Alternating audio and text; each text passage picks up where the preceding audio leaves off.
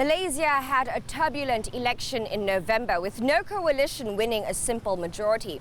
That produced a so-called unity government comprising Pakatan Harapan, Barisan Nasional and Borneo-based parties.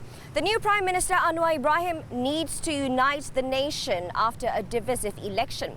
But he faces the prospect of political strife within his own government and could face parliamentary trouble at any time. A daunting task indeed for the leader of Malaysia in 2023. Every Malaysian, regardless of ethnicity, religious belief or region, should be left to feel that they are ignored in any way. None should be marginalized, undermined and manipulated. After more than 24 years of waiting and fighting, Anwar Ibrahim has beaten the odds and achieved an ambition he has harbored for decades. He is now Malaysia's 10th Prime Minister, and it's now time for him to implement the policies and systemic reforms he has promised the people. There are some core issues that we will never compromise. Issue of good governance, issue of anti-corruption drive, issue of judicial independence, and more importantly, the issue of the welfare of the ordinary rakyat. This is a national unity government. All are welcome on condition you accept the fundamental rules of good governance, no corruption, and Malaysia for all Malaysians. But doing this will be an arduous task. Prime Minister Anwar Ibrahim comes into power at a time when the country faces economic uncertainty amid high inflation and rising costs of living. The new Prime Minister, who also helms the Finance Ministry, has made resolving this his top priority.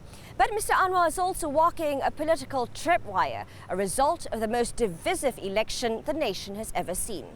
With the clock ticking to meet the expectations of the people, observers say Mr. Anwar's team of leaders must get straight to work. He knows what needs to be done. The question is, can he do it in time, and can he have a team that can work with him to deliver on these things? Because his added challenge is he has to manage a very disparate coalition, which were rivals and enemies. So now he has to turn these enemies into friends and collaborators. Mr. Anwar heads a government made up of more than a dozen political parties, all of whom have different ideologies and demands, and each of whom must be appeased and have their interests balanced. After weeks of intense discussions, a coalition agreement has been signed to ensure political stability. But observers say the relationships between parties need to be delicately managed. Of course, the euphoria over forming a government is still not over yet, so there's the honeymoon period. But they will have to build trust, being aligned together after decades of bickering, being bitter rivals. Given the deep resentment members have of each other, and also differences in terms of policy and ideology, that will definitely be severely tested in the next few months. The first test could come as early as the first quarter of 2023. That's when Barisan Nasional's leading party UMNO will hold its internal elections. UMNO is beset by infighting. The party is divided, with some refusing to work with Anwar Ibrahim and the Democratic Action Party. There's also a push to remove its chief Ahmad Zahid Hamidi, who has been appointed as Deputy Prime Minister despite his ongoing graft charges. A big challenge could arise if Zahid is unable to retain the top post. What happens there, I think, is going to determine the stability of this government. If an Anwar-friendly leader becomes president and the top leaders of UMNO, then I think the government has a chance to survive moving forward. But if someone who is hostile to Anwar or has other designs besides working with Pakatan Harapan, then the government's survivability and stability comes into question. Another major hurdle to cross, the upcoming elections in 6 states. Pakatan Harapan currently controls Selangor, Penang and Negeri Sembilan. and share power with Barisan Nasional in Perak and Pahang. Opposition Perikatan Nasional governs Kedah, Kelantan and Terengganu. With a strong showing at the polls and a green wave of conservatism sweeping through the nation, the political temperature in Malaysia is expected to rise once again in the coming months. Given that, you see, the voting patterns also reflect the identity politics. The rhetoric during the campaign also pandered to these identity politics. It will continue to be a challenge. What more that the opposition is strongly majority Malay Muslim opposition. This is where Anwar Ibrahim, as a Prime Minister, he needs to be able to now bridge the divide and bring the country forward. 2023 will see Malaysia enter uncharted political waters. Anwar Ibrahim's coalition government makes up 2/3 of the seats in parliament. But can he hold on to that majority and fend off any threats to destabilise his administration? His leadership will be closely watched to see if he can reform and heal the polarised nation.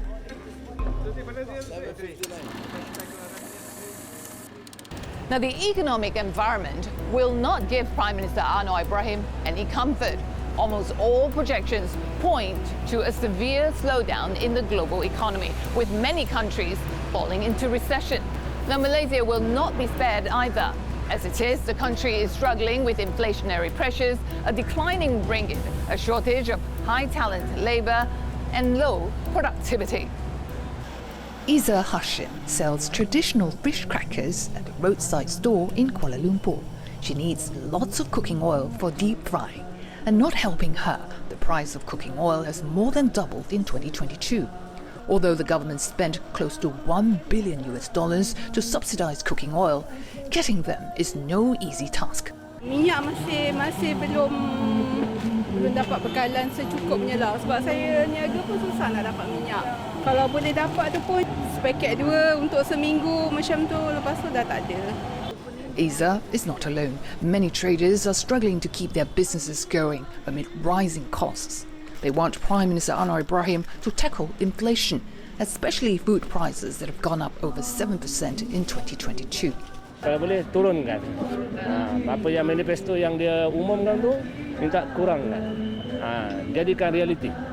Indeed, public expectations are sky high on the new government to swiftly lower the cost of living. In his first week in office, Mr. Anwar, who's also the finance minister, has sought to remove rice monopoly and address farmers' plight. He's also vowed to cut wastage and plug leakages in the system to prevent corruption from taking place in the public sector. Sudah dah puluh tahun dah. Ini kali pertama saya kata enough. With the government spending over $18 billion on subsidies in 2022, or 1/3 of its revenue, analysts say the move is simply unsustainable. We really are suffering from this twin crisis right now of having fiscal constraints as well as having to manage the cost of living. The government has to move towards a system of targeted subsidies, reallocate those resources to the bottom 40 or even now bottom 50% of poor households. But weaning the people of years of government subsidies is easier said than done amid an economic slowdown. Now, meanwhile, the over-reliance on subsidies is causing many small and medium-scale industries to lose its competitive edge. It is time for us to really detach SMEs from the subsidy mindset, address the elephant in the room, which is the productivity, the competitiveness, and the low margin. Economy Minister Rafizi Ramli has urged the public to be patient, as there's no quick fix and the economy needs to prepare for possible global economic recession in 2023. Obviously, any further shock to the global economy will have its spillover effect to the country. We also have to be mindful of the very high expectation of the public. This government has to deliver very quickly. It's a multi-dimensional challenge. I hope I can be given the space and time to achieve within 100 days. The pandemic has narrowed the fiscal space available to Malaysia. The harsh economic environment that will emerge in 2023 will likely not be an appropriate time to trim excess government expenditures. Instead, more attention will have to be paid to raising government revenues. Attracting foreign investment is also crucial.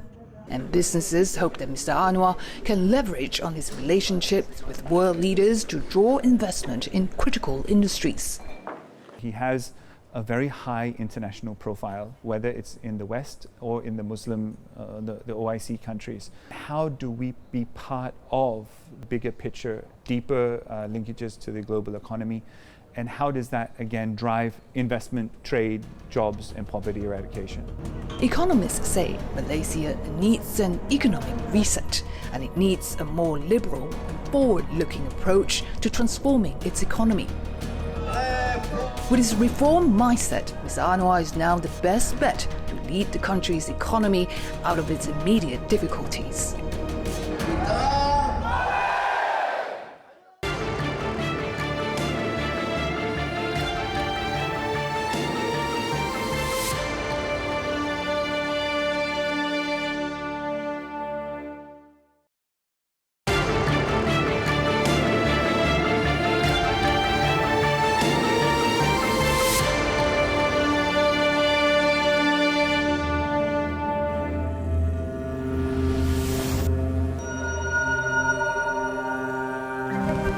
สร้างสรรค์สังคมให้มีความรักความสามัคคีปรองดองสมานฉันท์ 4 years in the premiership of Thailand's Prime Minister Prayut Chan-o-cha, all of them challenging in their own way. เราไม่อาจสามารถบริหารประเทศตามเสียงประท้วงโดยตั้งแต่วันที่ 1 พฤศจิกายนเป็นต้นไปประเทศไทยจะเริ่มเปิดรับการเดินทางเข้าประเทศไทยโดยไม่ต้องกักตัว2023 brings new demands on the country's political leadership.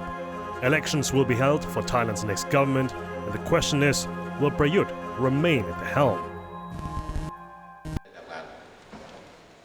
In 2014, the then 60-year-old Royal Thai Army Chief General Prayut Chan-o-cha changed his military uniform for a business suit after toppling the civilian government in a coup. Technically, he has served as Prime Minister for 8 years, which would have meant that he should have stepped down by now. The constitution written under his rule limits a Prime Minister to 8 years in office, but the Constitutional Court gave him a new lease of life. Instead of backdating his start to 2014 when he seized power, they dated it to 2017. This is when this constitution came into force. So this means he can stay in office until 2025. So if Prayut decides to carry on for another 4-year term, he would have to step down at the halfway point of it with no clear successor in sight for now. Facing the prospect of being called a lame duck premier, many were wondering if he was going to throw his head into the ring again.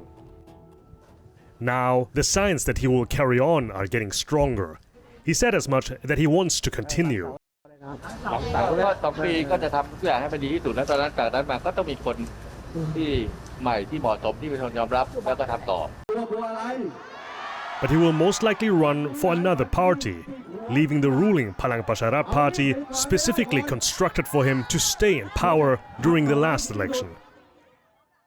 There's a saying in Thai politics, เดินกันแยกร่วมกันตี walk apart, strike together.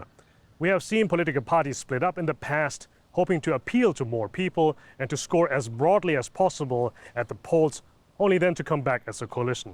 So this might not be a breakup between the Prime Minister and the party that nominated him. It might be actually their plan all along for the next election. And even if the governing Palang Pracharat party may lose Prayut, but his deputy Prawit Wongsuwan, a military man himself, retains control over the party.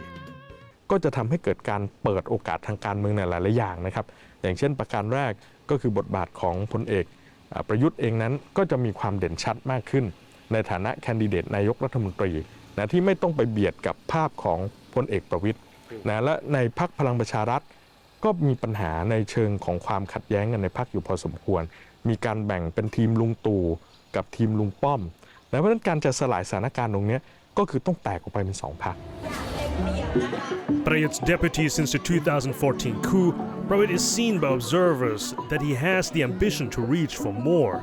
But these upcoming elections won't be solely dominated by Palang Pracharat. There will be other political parties in the running.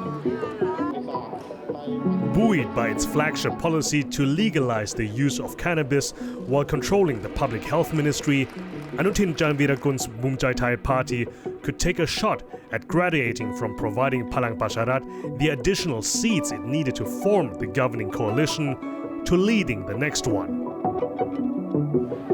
Another power to be reckoned with is Pheu Thai, the biggest opposition party. ในปี 2570 เรารับใช้ประชาชนมาพี่น้องประชาชนจะเห็นว่าเราสามารถทำนโยบายทุกอย่างที่ได้กล่าวมาข้างต้นให้เป็นจริงได้เกิดขึ้นจริงได้เราไม่ต้องย้ายประเทศแล้วค่ะเราแค่มาร่วมใจกันเปลี่ยนผู้นำง่ายกว่า Paetongtarn Shinawatra is officially Pheu Thai's senior advisor, but more so, she's the new face of the party. Her prominent involvement in the party is evidence of the influence her father, the former Prime Minister Thaksin Shinawatra, still wields not just over Pheu Thai, but in Thai politics, despite living in self-exile for over a decade. The 72-year-old still engages Thais regularly on social media in political conversations as P. Tony or Brother Tony. There will also be other established political players making their presence felt in Thailand's evolving political landscape with new political parties. One of them is the Futurized Thailand Party, consisting of former cabinet ministers of the current Prayut government, including its leader Uttama Savanayana. He was finance minister until mid-2020, when he and 3 other colleagues resigned over internal politicking. He believes they still have a role in the government. A good amount, I would say, got done. There were more to do. However, politics is politics. It changed, and it became something that I myself and my friends and my colleagues that went in together in the beginning did not feel that it would no longer be something that we would want to continue to work within that, that setting. So we left. When people are looking at Thai politics from the outside, and I look at all the different political parties, they see a distinct lack of ideology in that sense. They see that it's not so much important what these parties are standing for, it's more important who knows who. Does Futurized Thailand have a set of ideology, and if yes, what did it look like? We would like, as I said, to be a part of politics that is constructive, that has ideologies, that be able to allow people, politicians, political parties to stress on ideologies, policy, and so on, and present to the public, and let the public decide. Let that be the main factor, rather than other things, rather than connections. Whoever is going to govern Thailand next year has a daunting task ahead. Like many other countries, Thailand is picking itself up after the pandemic, with its vital tourism industry still in recovery. And inflation, rising living costs, and a looming recession are threatening to hamper that. Thailand's finance ministry has already projected that it may not hit its forecast growth of 3.8% next year. But even without all that, the country has deeply rooted issues that need addressing as well. คือปัญหาในเชิงโครงสร้างประเทศไทยเนี่ยยังไม่ถูกแก้ไขนะครับไม่ว่าจะเป็นโครงสร้างทางการเมืองโครงสร้างเศรษฐกิจที่มีความเหลื่อมล้ำเรื่องของการกระจายอำนาจโอกาสในการเข้าถึงความเท่าเทียมกันนะสิ่งเหล่านี้มันแทบไม่ถูกพูดถึงเลยนะแต่สิ่งที่ถูกพูดถึงมันคือปัญหาการเมืองเฉพาะหน้าทั้งนั้นครับนะเพราะนั้นถึงจะมีรัฐบาลไหนเข้ามาถ้าไม่แก้ปัญหาเชิงโครงสร้างเหล่านี้ทุกอย่างเหมือนเดิม And political grievances have also not been resolved. Youth-led pro-democracy street protests were in the spotlight for a brief period during the pandemic years of 2020 and 2021, with calls for Prayut's government to step down. This is almost a throwback to the student protests of 4 decades ago, one of the most significant moments in Thai history. 2023 will be the 40th anniversary of the day that is known as Wan Mahawipayog, or the Day of Great Sorrow. For 6 days in October 1973, Ratchadamnern Avenue, Bangkok's most iconic thoroughfare was packed with tens of thousands of people, led by an increasingly politically conscious generation of students against the military government at that time. It was one of the most charged moments between Thailand's military and its civilian population in the history of this country that has seen 13 successful military coups since it became a constitutional monarchy in 1932. A different generation of young people have stepped up to demand widespread reforms of the whole political system during the protests in 2020 to 21. The state responded, charging almost 2,000 activists with various violations. One of these activists is Chontita Jangrio. She is currently released on bail, but still has to appear in court regularly to face multiple charges from her involvement in numerous rallies. The authorities have deemed her a flight risk, so they have slapped on her an ankle monitor, which she openly displays, showing how, in her opinion, the state is dealing with dissent. ก็เลยเอาสติกเกอร์ที่มันเป็นน้องหมาเนี่ยค่ะติดไว้ที่ข้อเท้าของตัวเองนะคะเพื่อให้เห็นว่าแบบมันไม่ใช่เรื่องน่ากลัวสำหรับเราเราไม่ได้มีความกลัวหรือรู้สึกท้อถอยกับสิ่งที่เขาพยายามจะทำให้รู้สึกกลัวหรือว่าท้อแท้ Chontita is now running for office as a candidate for the opposition Move Forward party, which is popular among young voters for its liberal progressive ideology. She thinks that change is not only achievable but also sorely needed in Thailand. คิดว่าถ้าคนในโลกเก่าเองอะค่ะไม่ว่าจะเป็นสถาบันทางการเมืองต่างๆที่สำคัญในบ้านเราเนี่ยถ้าอยากจะดำรงอยู่ได้อย่างสง่างามอย่างมั่นคงในสังคมไทยอะค่ะต้องปฏิรูปปรับปรุงนะคะเพราะว่าเทรนด์ของโลกนะคะมันกำลังจะก้าวเข้าสู่อีกยุคหนึ่งนะคะยุคที่คนกำลังพูดถึงเรื่องสิทธิมนุษยชนมากขึ้นคนกำลังพูดถึงเรื่องประชาธิปไตยมากขึ้นคนกำลังพูดถึงคนเท่ากันมากขึ้นแต่ว่าไอชุดความคิดชุดคุณค่าต่างๆที่มันล้าหลังมันไม่ได้เป็นไปตามเทรนด์ของโลกค่ะเกดเชื่อจริงๆว่ามันไปต่อไม่ได้จริงๆ She is one of those leading a rumble of discontent among some of Thailand's youths who have dared to demand a reform of something that's traditionally considered sacrosanct in Thailand, the monarchy. She is among hundreds who could face jail for allegedly insulting the monarchy. The gamut of voices and faces gearing up for Thailand's election in 2023 runs the full range. But no matter who will rule Thailand's next government, no matter what coalitions they will form, and what promises they will keep or break, they need to do one thing. They will need to convince Thais that politics will be part of the solution and not the cause of the country's problems ahead. ขอบคุณครับสวัสดีครับ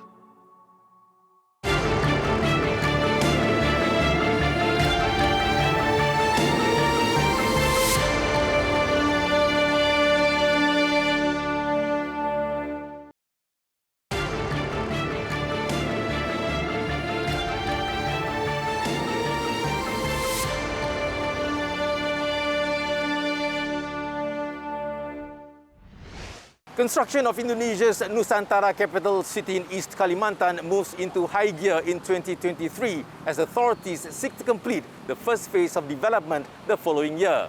President Joko Widodo, who started the project, is determined to ensure it can continue beyond his administration.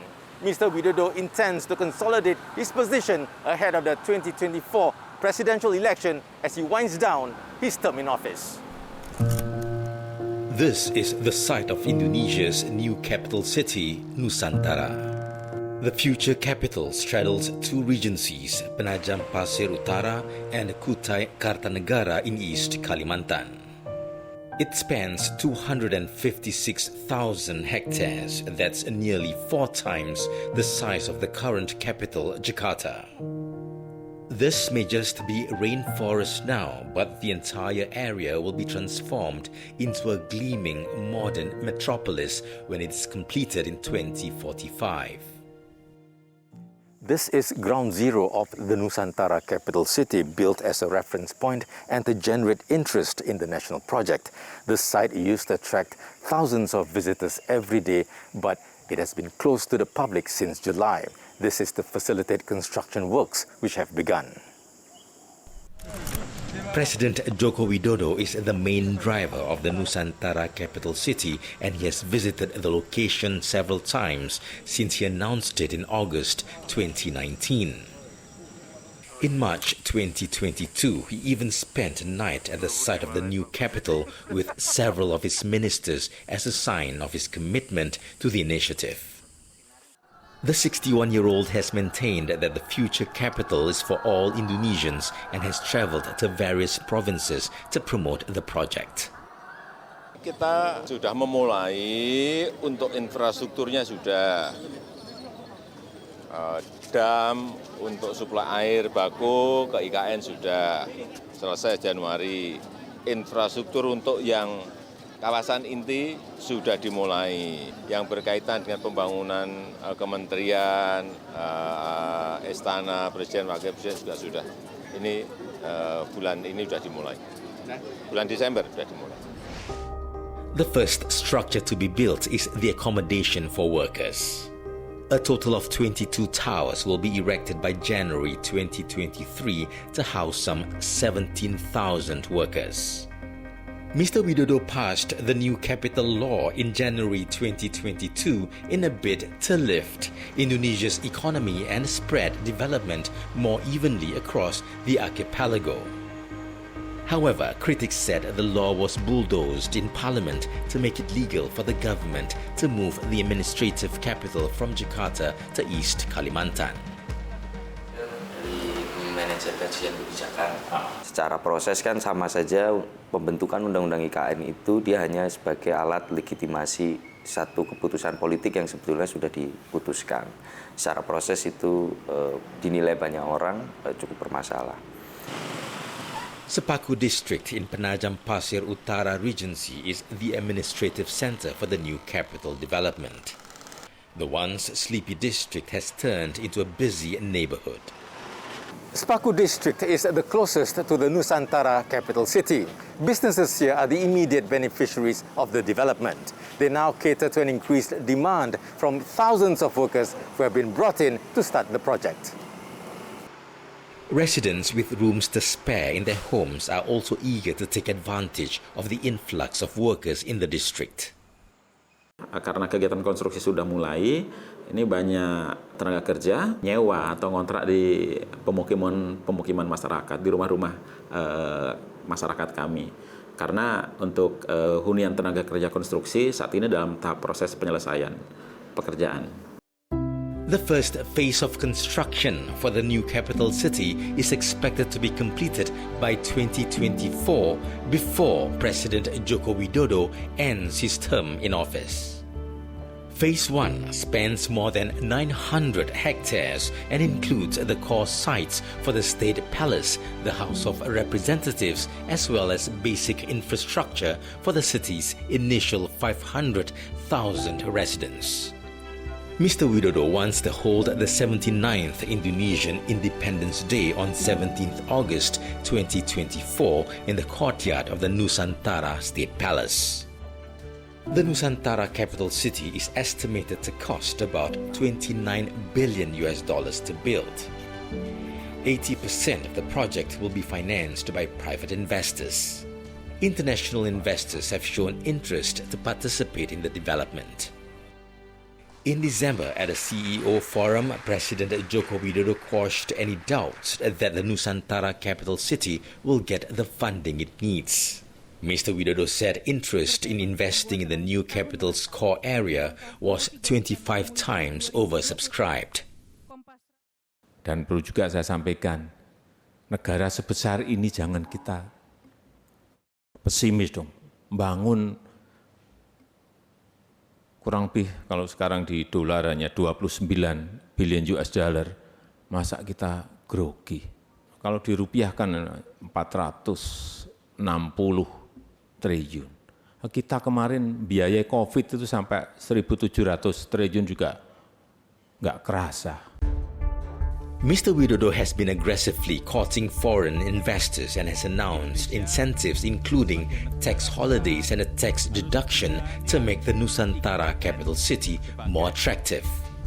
Details of the incentives are expected in January 2023.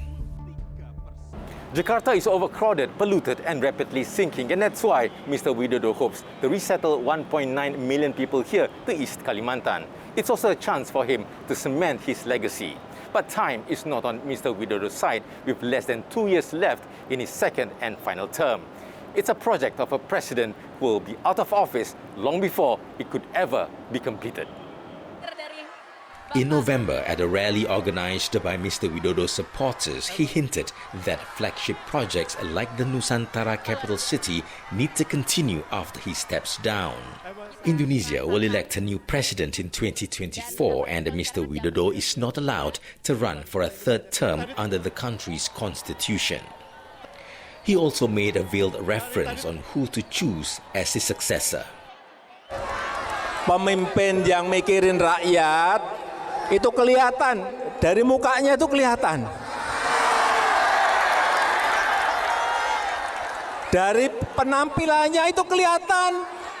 Ada juga yang mikirin rakyat sampai rambutnya putih semua, ada. Mr. Widodo may be referring to Central Java Governor Ganjar Pranowo as the person with white hair. Both Mr. Ganjar and Mr. Widodo are from the Indonesian Democratic Party of Struggle, or PDIP. Mr. Ganjar has topped most electability polls but has not been nominated by his party as a presidential candidate. Observers expect Mr. Widodo to endorse figures like Mr. Ganjar, who may continue the work of Indonesia's 7th president. As a statesman, as a president for all over Indonesia, regardless of the parties, he should be neutral. He should be not in favor of any candidates. But from the very beginning, he has shown to the public that he is in favor of a certain candidate. So that endorsement, in my view, will be announced before September to influence the candidacy. Supporters of Mr. Widodo are also trying to influence the political maneuvering for the presidential candidates before the nomination period in September 2023. They are organizing musrah, or people's conferences across Indonesia, to collect the public's aspiration for their preferred presidential and vice presidential candidates for the 2024 election. The names of the preferred candidates from each conference will be compiled, and the final results will be announced at the summit of the People's Conferences in Jakarta in the first quarter of 2023. Yang menjadi presiden di 2024 nanti adalah penerus Pak Jokowi. Itu bagi kami harga mati itu. Kami akan perjuangkan itu. Karena kalau kemudian yang menggantikan adalah antitesis dari Pak Jokowi, orang yang berseberangan dengan Pak Jokowi, tentu menjadi kontraproduktif dengan kelangsungan dari program-program yang sudah selama ini dijalankan. Karena kita tahu juga ini masih jauh dari selesai. Businesses who have benefited from Mr. Widodo's programs during his administration also hope for continuous political stability. Mr. Widodo is remembered for his ability to reconcile differences across the political divide by welcoming Prabowo Subianto, his opponent whom he fought in 2 bitter elections, into his government. Stability is key. Right? We've shown it in the last election when Jokowi invited Prabowo to come into the government and work together. Yeah. That shows statesmanship, and that's very important in a country like Indonesia. And I think we found what we call the Indonesian democracy. This is the way to do it, is compete to collaborate.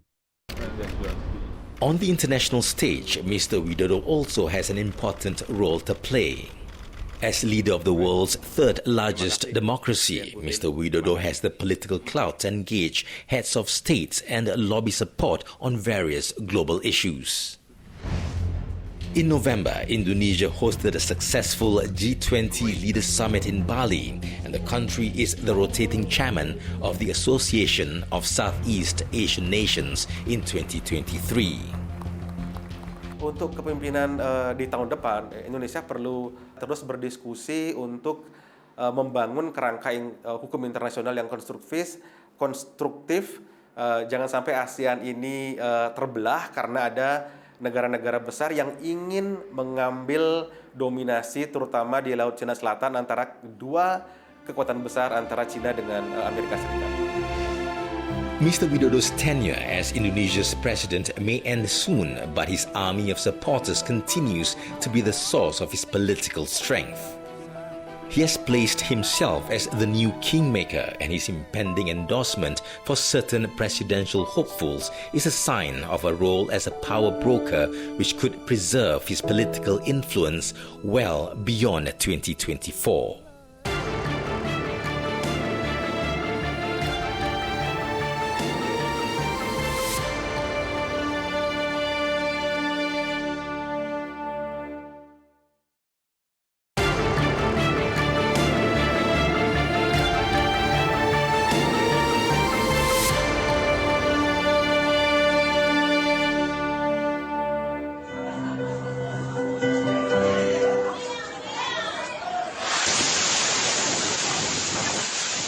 These videos purportedly show the moments before and after a military airstrike at a concert in restive Kachin state in the north of Myanmar. At least 60 people are thought to have died in the attack in October. Violence continued to rock Myanmar in 2022. The brutality is being widely condemned, and many soldiers are turning against the military regime. At least 13,000 soldiers are believed to have defected since the military seized power in February 2021. We spoke to one captain who escaped with the help of earlier defectors. He chooses to remain anonymous for his safety.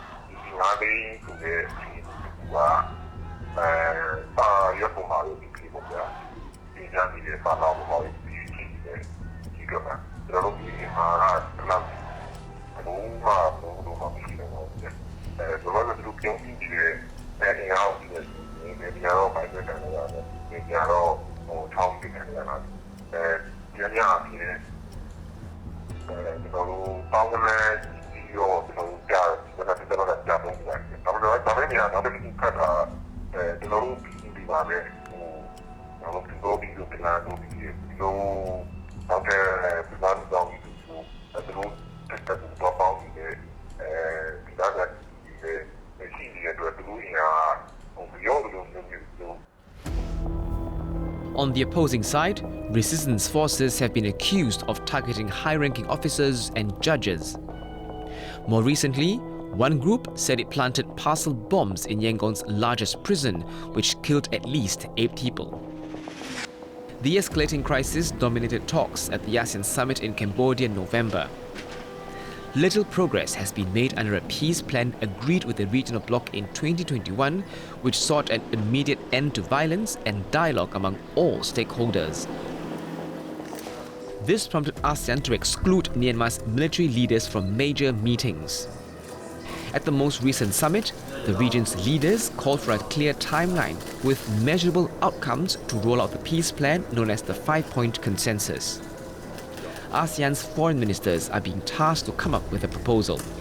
There's a negotiated compromise. It's not ideal, but it could have been worse. And I think now what's important is we really need to see how the timeline and the measurable outcomes are going to be developed and agreed upon. Implementation is likely to be a challenge. Myanmar's military rejected the ASEAN leaders' recommendations in the wake of the summit, accusing the bloc of taking a one-sided and malicious approach. At the same time, the bloc is being confronted with crippling problems on other fronts, and this could hamper efforts to keep the Myanmar army in check. We have perhaps dropped the ball on Myanmar because we've had other issues of the day take up our bandwidth. and attention. The Russia-Ukraine crisis is a case in point. Clearly, in having to make a call between one or the other, they have to look to the Russia-Ukraine crisis because that affects ASEAN members quite immediately. The Myanmar issue, not so much, but it will affect ASEAN at some point in time. If the Russia-Ukraine crisis escalates further and becomes more severe, the military administration in Myanmar will probably be able to get away with more escalation. Myanmar has said it wants to hold elections by August 2023, depending on whether the country is politically stable and peaceful. That's after it announced the results of the most recent polls won by Aung San Suu Kyi's National League for Democracy. Observers warn there's a risk violence could build up in the lead-up to the polls. The planned elections have been slammed over doubts that they would be free or fair. Political parties contesting for seats in these orchestrated types of exercises, I think, stand to lose more than they gain in terms of their credibility and legitimacy. And at the same time, there are also entities which are keen to I think, find where their own form of negotiated compromise with the Myanmar military will bring benefits to them. But no matter how the polls pan out, it's likely there is little ASEAN can do, according to the bloc's new Secretary General. It has to be a Myanmar-owned, Myanmar-led process. But what is important is that we know very well, I think, the practices around the world is that elections will require to have the international electoral observers on the ground. And I don't think ASEAN will send such a team to observe such election if it were to take place. If they take up that invitation in the present circumstances, whether or not that will be interpreted as somehow, going along with it is, of course, the main concern here. As Indonesia takes over ASEAN's rotating chairmanship after Cambodia, it will also inherit the task of resolving the Myanmar crisis as the country heads to the polls. I think the pressure of expectations, if you will, is now very much on Indonesia to try and navigate the whole process of bringing people to talk about inclusive, fair elections that are based on principles towards a federal democracy, rather than going along with holding elections for election's sake. During Cambodia's chairmanship, many slammed its Prime Minister Hun Sen for engaging with the Myanmar army. His stance was that it was better to engage than isolate Myanmar. Indonesia's President Joko Widodo, however, is likely to take a different approach. At the recent ASEAN summit, he proposed to exclude Myanmar's military representatives from more meetings. Observers note this could indicate that the new ASEAN chair will be tougher on Myanmar. ASEAN and its principled stand is about stopping the violence, moving towards inclusive dialogue, and humanitarian assistance without let or hindrance, unhampered, unhindered. And so these are the criteria, whether or not whoever is going to style themselves as the authority in Myanmar in 2023. Meanwhile, the bloc is getting ready to welcome its 11th member, with Timor-Leste gaining in-principle approval to join ASEAN. It'll be able to participate in high-level meetings as an observer for now. A roadmap for full membership will be submitted at the ASEAN Summit in 2023. The resource-rich country may have to play catch-up economically, but experts say its eventual membership can bring value to the table. In the highly agricultural economy, I know that they have a growing coffee sector, for example. Timor-Leste also has a supplier of oil. This is a country where if members of ASEAN put in investment, foreign direct investment, it could be a win-win situation where we can tap into a future market. The value added, of course, I think would be peace and stability. That is the critical factor for ASEAN at this moment. Timor-Leste recently said it hopes to expand ties with Beijing, which could pave the way for more China investments there. But this has also raised concern about China's influence over Timor-Leste and whether that would creep into ASEAN. If Timor-Leste gets onto the Chinese bandwagon and then therefore gives a vote in favor of China when push comes to shove, when the Chinese government asks, who agrees with the Chinese position and who disagrees, then yeah, that will be one where perhaps the majority of ASEAN members might possibly sway in favor of China. I think everything is a matter of perception. Doing business, expanding, strengthening bilateral relations with any country, I think it's normal for any sovereign nation. I don't think that the Timor-Leste is leaning to China per se. 2023 looks to be a year of hope for Timor-Leste, which, after more than a decade, is one step closer to joining ASEAN. But it could bring further despair for Myanmar, which still isn't seeing any light at the end of the tunnel. ASEAN and Myanmar have their work cut out for the year ahead, and all eyes will be on Indonesia's leadership and how it will tackle foreseeable and unexpected challenges along the way.